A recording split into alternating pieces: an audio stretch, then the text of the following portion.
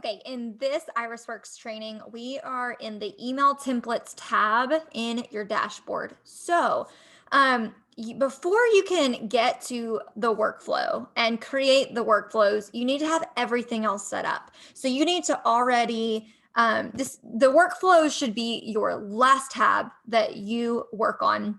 And so we're going to talk about email templates. Email templates are amazing. You can see here that I have way too many. Email templates are time consuming, but the work you put in now is going to save you hours later. And that is the beauty of email templates. So the way that I first got started was I went through and I used paper or a Google Doc. You could do either one. And I want you to type out all the offers you have and all the steps somebody has to take. And I'm going to do a really deep dive in the workflows training video for you so that you can walk through that process with me. But when you get to the email templates, you already basically want to have an outline of exactly the email templates you're going to need.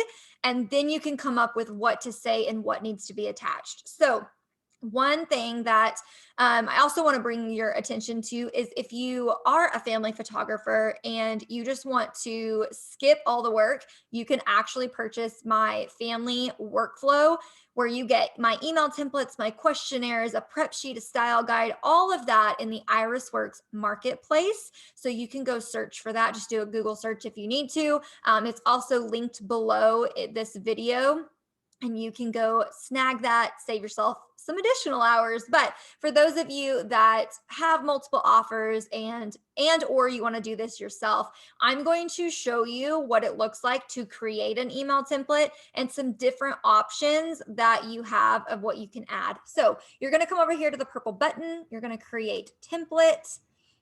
And we are going to pretend that you are creating your very first email to your client. So let's say this is the very first email they get if they book a session with you. So what you can do is you can come up here. They're going to give you a name section. This name section is really just for you. The client won't see this.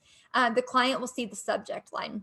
So for you, if you want to call this the name of yours, let's do next steps, because after they book, they're probably wondering what comes next. So we're going to title it next steps. And then in the subject, you're going to say something like you're on the calendar. And if you want to add a smiley face, awesome. Okay, so that's what they're going to see in their email inbox. Now in the actual body, I typically say something like, hey, client name. So if you come over here, you see you've got this big toolkit up here. If you come all the way over to the three dots, you will see a section for variables. And I always put in the client's first name. So I say, hey, client first name. And then I say something like, I cannot wait to work with you. Here's a reminder of your session date. And then again, go back up to variables and you can type in, you go down here to session descriptive date. And then I always put at, and then I go back to variables and I look for the session start time, session starting time. That's for them to remember it. And then you can say something like, be sure to add this to your calendar.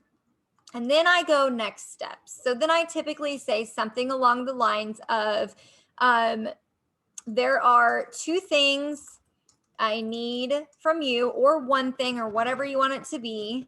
And then I typically bold what I want to make sure they read. Okay, so there are two things I need from you. And then down here, one, and then I'm going to not bold that, sorry. One, there is a questionnaire below that I need you to fill out.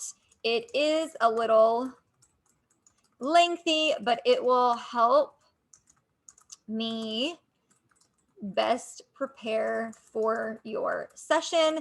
And then maybe number two is, I would say the prep guide. I have attached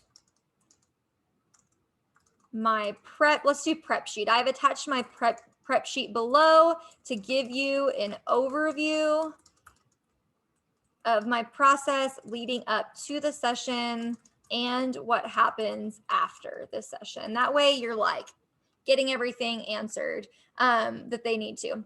Okay, so then let me unbold this because I'm like super technical here. And then I'm going to end this email with,